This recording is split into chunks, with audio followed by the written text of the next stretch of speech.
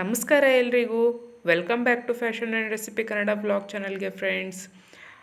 ಇವತ್ತು ಒಂದು ಬೆಂಡೆಕಾಯಿಂದ ಒಂದು ರೆಸಿಪಿನ ಮಾಡ್ತಾ ಇದ್ದೀನಿ. ಇದಕ್ಕೆ ಹೆಸರು ಬಂದುಬಿಟ್ಟು ಬೆಂಡೆಕಾಯಿ ಬೋಳು ಹುಳಿ ಅಂತ ಹೇಳ್ಕೊಂಡು ಅದನ್ನು ಮಾಡೋದು ಹೇಗೆ ಅಂತ ಹೇಳೋಕೆ ನೋಡ್ಕೊಂಬರೋಣ ಬನ್ನಿ. ಹಾಗಿದ್ದರೆ ಬೆಂಡೆಕಾಯಿ ಬೋಳು ಹುಳಿ ಮಾಡೋದು ಹೇಗೆ ಅಂತೇಳಿ ನೋಡ್ಕೊಂಬರೋಣ.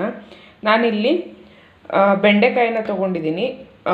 ತೊಳೆದ್ಬಿಟ್ಟು ಚೆನ್ನಾಗಿ ಒರೆಸಿ ಇಟ್ಟಿರೋದು ಬೆಂಡೆಕಾಯಿದು.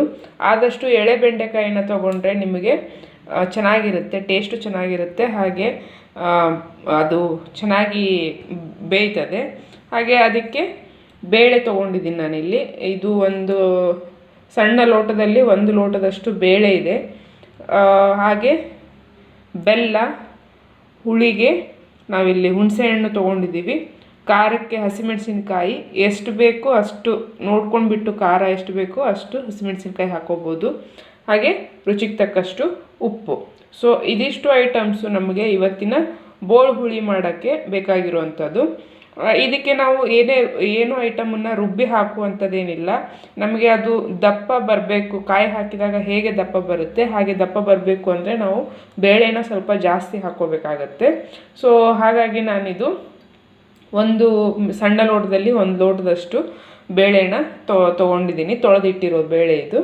ಈಗ ಇದನ್ನು ಮೊದಲಿಗೆ ಬೇಯಿಸ್ಕೊಳ್ಳೋಣ. ಹಾಗೆ ಬೆಂಡೆಕಾಯಿನೂ ಸಹ ನಾವಿಲ್ಲಿ ಹೆಚ್ಕೋಬೇಕಾಗತ್ತೆ. ಈ ತುದಿ ಎಲ್ಲ ಕಟ್ ಮಾಡಿಬಿಟ್ಟು ಅದನ್ನು ಹೆಚ್ಕೋಬೇಕು. ಈಗ ಅದನ್ನು ಹೇಗೆ ಹೆಚ್ಚೋದಂತೇಳಿ ನೋಡೋಣ. ಬೆಂಡೆಕಾಯಿ ಹೆಚ್ಕೊಳ್ಳೋಕ್ಕಿಂತ ಮೊದಲು ನಾವಿನ್ನು ಬೇಳೆನ ಬೇಯಿಸ್ಕೊಳ್ಳೋಣ.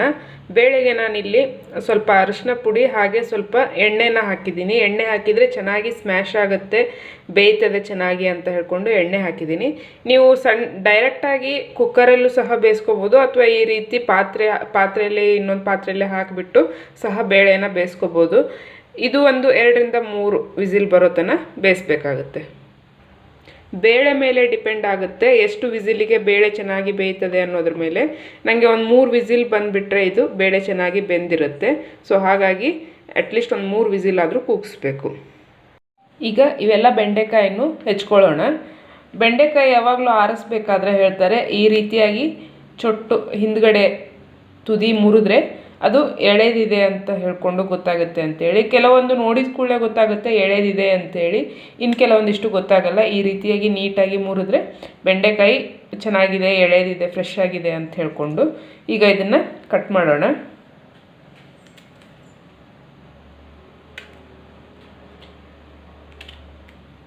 ಇಷ್ಟಿಷ್ಟು ದೊಡ್ಡದಾಗಿ ನಮಗೆ ಕಟ್ ಮಾಡಿಕೊಂಡ್ರೆ ಸಾಕು. ಇದಕ್ಕಿಂತ ಜಾಸ್ತಿ ದೊಡ್ಡದಾದರೆ ಚೆನ್ನಾಗಿರಲ್ಲ. ಮೀಡಿಯಮ್ ಆಗಿ ಇಷ್ಟಿಷ್ಟು ದೊಡ್ಡದು ಕಟ್ ಮಾಡ್ಕೋಬೋದು.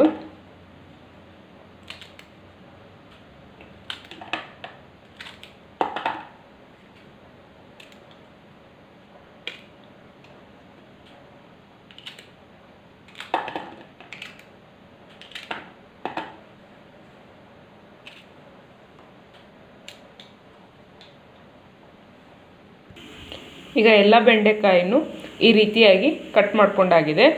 ಇಷ್ಟಿಷ್ಟು ಸಣ್ಣ ಸಣ್ಣದಾಗಿ ಕಟ್ ಮಾಡಿಕೊಂಡ್ರೆ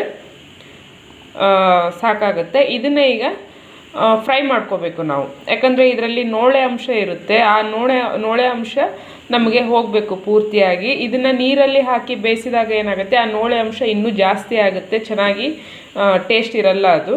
ಸೊ ಹಾಗಾಗಿ ಇದನ್ನು ಎಣ್ಣೆಯಲ್ಲಿ ಹಾಕಿಬಿಟ್ಟು ಫ್ರೈ ಮಾಡಬೇಕು. ಈಗ ಅದನ್ನು ಫ್ರೈ ಮಾಡ್ಕೊಳ್ಳೋಣ. ನಾನಿಲ್ಲಿ ಒಂದು ಪ್ಯಾನಿಗೆ 2 ಚಮಚದಷ್ಟು ಎಣ್ಣೆ ಹಾಕ್ಕೊಂಡಿದ್ದೀನಿ. ಸೊ ಈಗ ಇದಕ್ಕೆ ನಾವು ಹೆಚ್ಚಿಟ್ಟಿರುವಂತಹ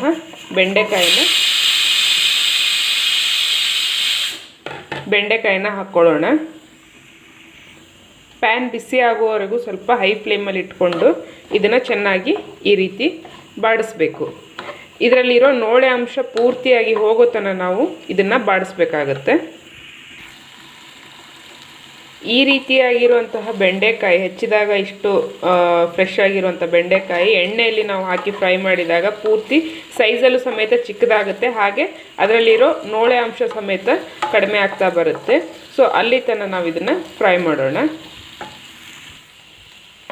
ಆ್ಯಕ್ಚುಲಿ ಬೆಂಡೆಕಾಯಿ ಹೆಲ್ತಿಗೆ ತುಂಬ ಒಳ್ಳೆಯದು.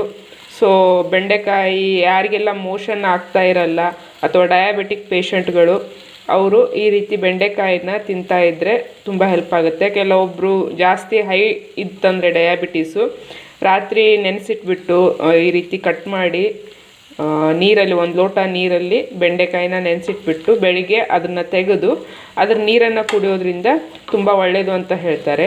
ಹಾಗೆ ಅದರಲ್ಲಿ ನೋಳೆ ಅಂಶ ಇರುತ್ತೆ, ಹಾಗಾಗಿ ಅದು ಮೋಷನ್ಗೂ ಸಹ ಹೆಲ್ಪ್ ಮಾಡುತ್ತೆ.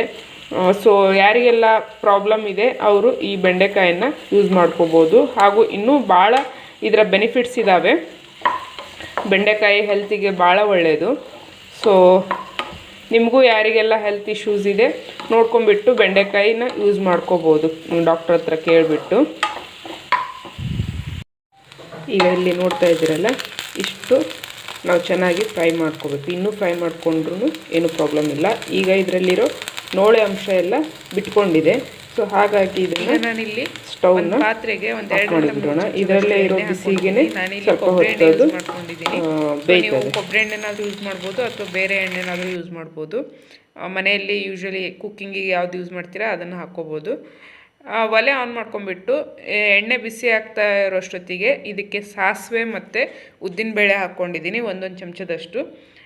ಇದು ಕೆಂಪಗೆ ಆಗ್ತಾ ಇದೆ ಅನ್ಬೇಕಾದ್ರೆ ಇದಕ್ಕೆ ಸ್ವಲ್ಪ ಕರಿಬೇವನ್ನ ಹಾಕ್ಕೊಳ್ಳೋಣ. 1 ಕಡ್ಡಿಯಷ್ಟು ಕರಿಬೇವನ್ನ ಹಾಕ್ಕೊಂಡಿದ್ದೀನಿ. ಇದು ಚೆನ್ನಾಗಿ ಸಿಡಿತಾ ಇದೆ. ಈಗ ಇದಕ್ಕೆ ಇಂಗು ಹಾಕ್ಕೊಳ್ಳೋಣ. ಇಂಗು ಇಷ್ಟಪಡ್ತೀನಿ ಅಂದರೆ ಇಂಗನ್ನು ಹಾಕ್ಕೋಬೋದು, ಇಲ್ಲಾಂದರೆ ಸ್ಕಿಪ್ ಮಾಡ್ಬೋದು, ಏನೂ ಪ್ರಾಬ್ಲಮ್ ಇಲ್ಲ. ಇಂಗು ಹಾಕಿದರೆ ಒಂದು ಫ್ಲೇವರ್ ಚೆನ್ನಾಗಿರುತ್ತೆ ಅನ್ನೋದಕ್ಕೋಸ್ಕರ ನಾನು ಇಂಗು ಹಾಕ್ತಾಯಿದ್ದೀನಿ. ಹಾಗೆ ಬೇಯಿಸಿ ಇಟ್ಟಿರುವಂತಹ ಬೇಳೆ, ನೀವು ಇದನ್ನು ಚೆನ್ನಾಗಿ ಸ್ಮ್ಯಾಶ್ ಮಾಡ್ಕೊಂಬಿಟ್ಟು ಹಾಕ್ಕೋಬೋದು ಅಥವಾ ಹಾಗೇನೂ ಹಾಕ್ಕೋಬೋದು. ನಾನಿಲ್ಲಿ ಚಮಚದಲ್ಲಿ ಅಷ್ಟೇ ಸ್ಮ್ಯಾಶ್ ಮಾಡಿದ್ದೀನಿ, ಸ್ಮ್ಯಾಶರಲ್ಲಿ ಸ್ಮ್ಯಾಶ್ ಮಾಡಿಲ್ಲ. ಬೇಳೆ ಹಾಕ್ಕೊಂಡ್ಬಿಟ್ಟು ಅದು ಕುದಿ ಬರ್ತಾ ಇದೆ ಅನ್ಬೇಕಾದ್ರೆ ನಾವು ಫ್ರೈ ಮಾಡಿ ಇಟ್ಕೊಂಡಿರುವಂತಹ ಬೆಂಡೆಕಾಯಿನ ಹಾಕೋತಾ ಇದ್ದೀನಿ. ಫ್ರೈ ಮಾಡಬೇಕಾದ್ರೆ ಆಲ್ರೆಡಿ ಬೆಂಡೆಕಾಯಿ ಹಾಫ್ ಬೆಂದಿರುತ್ತೆ. ಇದು ಹುಳಿ ಕುದ್ದು ರೆಡಿ ಆಗುವಷ್ಟೊತ್ತಿಗೆ ಇದಕ್ಕೆ ಬೆಂಡೆಕಾಯಿ ಇನ್ನೂ ಚೆನ್ನಾಗಿ ಬೇಯ್ತದೆ. ಹಾಗೆ ನಾನಿಲ್ಲಿ ಹಸಿಮೆಣಸನ್ನು ಈ ರೀತಿ ಗ್ರೈಂಡ್ ಮಾಡ್ಕೊಂಡಿದ್ದೀನಿ. ನೀವು ಅಂದರೆ ಮನೆಯಲ್ಲಿ ಮಕ್ಕಳಿದ್ದಾರೆ ಅಂದರೆ ಈ ರೀತಿ ಗ್ರೈಂಡ್ ಮಾಡಿ ಹಾಕ್ಕೋಬೋದು. ಇಲ್ಲ ಅಂತಂದರೆ ನೀವು ಹಾಗೆ ಸೀಳ್ಕೊಂಬಿಟ್ಟು ಸಹ ಹಾಕ್ಕೋಬೋದು. ಹಾಗೆ ನೆನೆಸಿ ಇಟ್ಟಿರುವಂತಹ ಹುಣಸೆ ಹಣ್ಣಿನ ರಸವನ್ನು ಹಾಕ್ಕೊಂಡಿದ್ದೀನಿ. 1.5 ಚಮಚದಷ್ಟು ಬೆಲ್ಲ. ಸೊ ಇದಿಷ್ಟು ಐಟಮನ್ನು ನಾನಿಲ್ಲಿ ಹಾಕಿ ಹುಳಿನ ಕುದಿಯೋಕ್ಕೆ ಬಿಡ್ತಾಯಿದ್ದೀನಿ. ಹಾಗೆ ಇದಕ್ಕೆ ರುಚಿಗೆ ತಕ್ಕಷ್ಟು ಉಪ್ಪು. ಸೊ ಉಪ್ಪು, ಬೆಲ್ಲ ಮತ್ತು ಹುಣಸೆ ಹಣ್ಣಿನ ರಸವನ್ನು ಹಾಕಿಬಿಟ್ಟು ಈ ಹುಳಿನ ಕುದಿಯೋಕ್ಕೆ ಇಡ್ತಾಯಿದ್ದೀನಿ.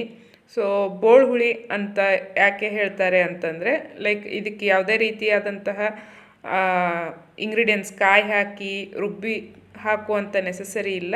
ಬರೀ ಬೇಳೆ ಮತ್ತು ಬೆಂಡೆಕಾಯಿಂದ ರೆಡಿ ಆಗುವಂಥದ್ದು. ಸೊ ಚೆನ್ನಾಗಿ ಕುದ್ದಾಗಿಂದ ಮೇಲ್ಗಡೆಯಿಂದ ಕೊತ್ತಂಬರಿ ಸೊಪ್ಪು ಉದುರಿಸಿ ಮುಚ್ಚಿಟ್ರೆ ಸೊ ನಮಗೆ ಹುಳಿ ರೆಡಿ ಆಗುತ್ತೆ. ಇದು ಬಿಸಿ ಬಿಸಿ ಅನ್ನಕ್ಕೆ ತುಂಬ ಚೆನ್ನಾಗಿರುತ್ತೆ. ಹಾಗೆ ಚಪಾತಿ ಜೊತೆ ತಿನ್ನೋಕ್ಕೆ ಇಷ್ಟಪಟ್ಟರೆ ಚಪಾತಿ ಜೊತೆ ಸಹ ತಿನ್ಬೋದು. ಹಾಗೆ ಜೋಳದ ರೊಟ್ಟಿ ಜೊತೆ ಸಹ ಚೆನ್ನಾಗಿರುತ್ತೆ. ಸೊ ನೀವು ಇದನ್ನು ಮನೆಯಲ್ಲಿ ಟ್ರೈ ಮಾಡಿ ಹೇಗಿತ್ತು ಅಂತ ನನಗೆ ಕಮೆಂಟಲ್ಲಿ ತಿಳಿಸಿ. ಇವತ್ತಿನ ಈ ವಿಡಿಯೋದೊಂದಿಗೆ ನಾನು ಹೋಗಿ ಬರ್ತೀನಿ. ನೆಕ್ಸ್ಟ್ ಇನ್ನೊಂದು ವಿಡಿಯೋದಲ್ಲಿ ಸಿಗ್ತೀನಿ. ಅಲ್ಲಿವರೆಗೂ ಬಾಯ್.